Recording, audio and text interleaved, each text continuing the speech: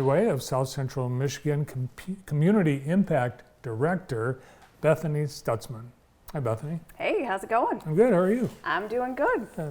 Not a bad day today, 52, 53 degrees. So mild for so long, I bet a lot of people haven't even turned their furnaces on.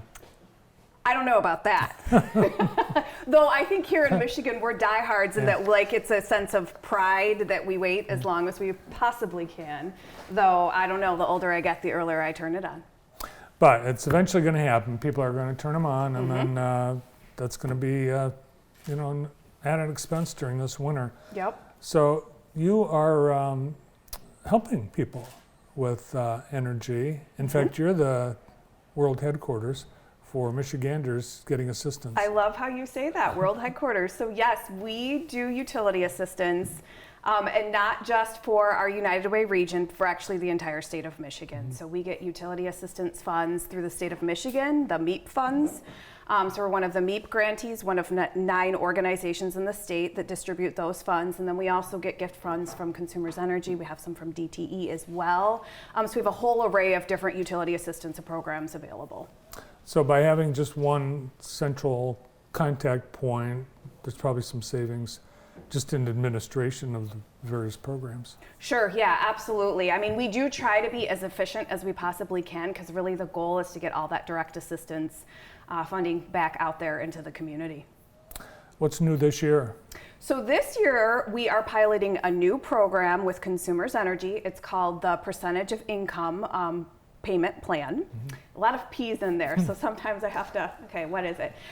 So there's a nationally recognized statistic that a reasonable energy burden for a family is 3% of their income per commodity, meaning if they had to pay 3% of their income for their heating bill and 3% for their electric bill, that would they'd reasonably be able to pay it for their income. And so that's what this program is that we're actually calculating what people have to pay on a monthly basis based on their income.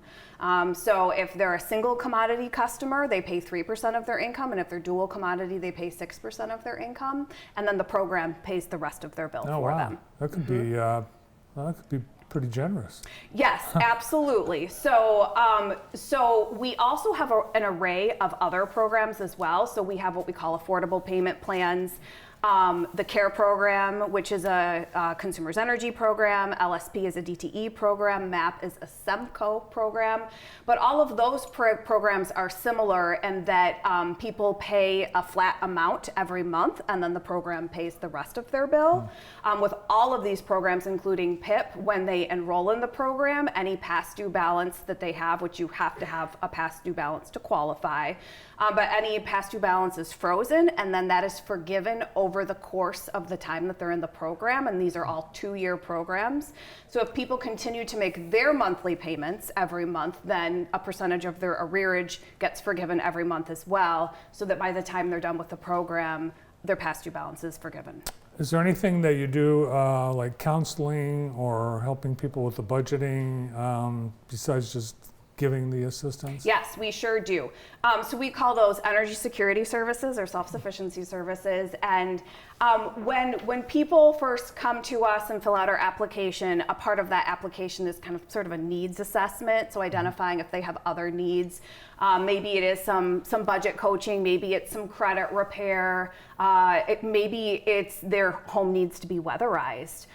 Maybe they need roof repairs, all those sorts of things. So we can never guarantee that all the resources are available to assist. Like a roof repair is super expensive or a furnace replacement is super expensive, but we make all the referrals and do whatever like budget coaching and those sorts of things that we can to help people kind of along that path of becoming more self-sufficient. How about people that are propane customers that need help?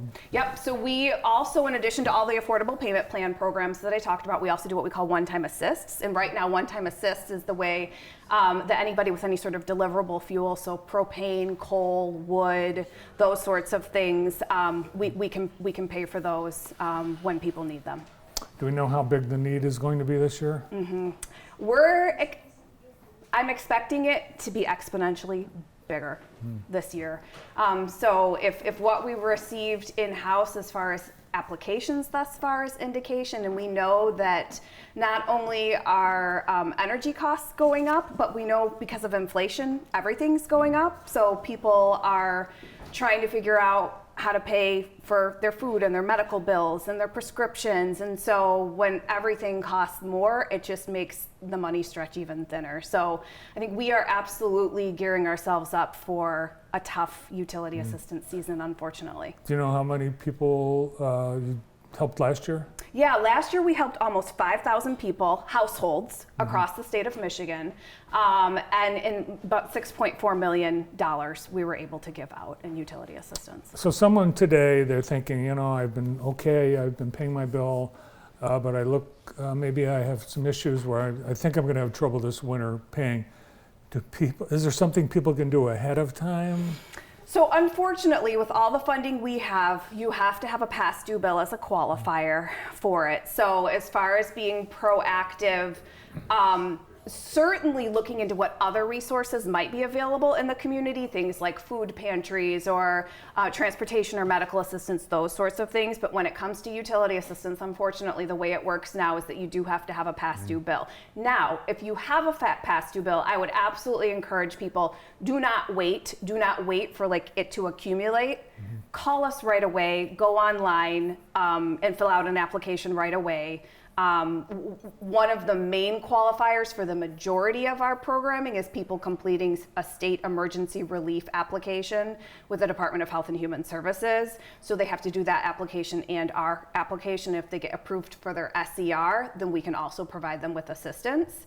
But regardless of that, people can contact us, fill out our application. We will guide them through the process. We understand that sometimes things feel really complicated, especially when you're stressed and overwhelmed because you're trying to juggle all the things. Yeah.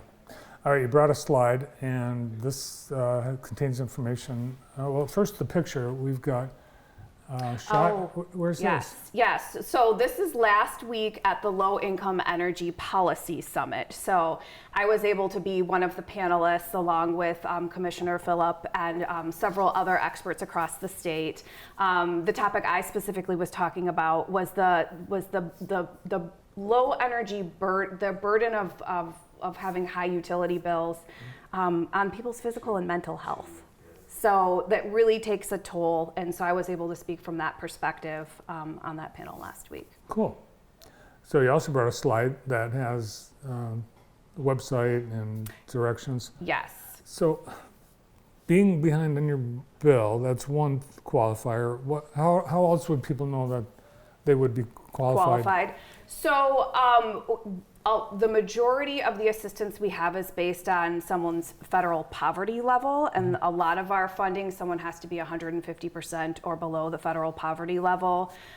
You can Google that because depending on how big your household is, that monthly income amount will change. And certainly people can feel free to reach out to us to see if they income qualify.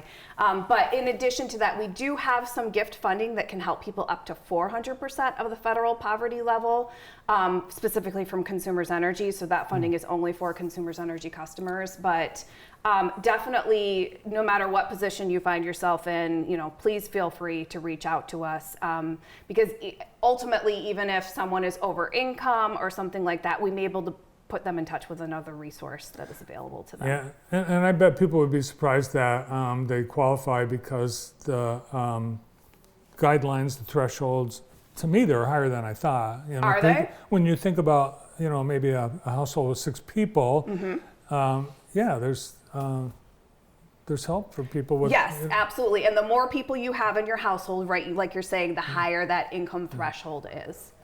All right, so we've got the phone number, the new website, and hopefully we've got some help for people. Yes, absolutely.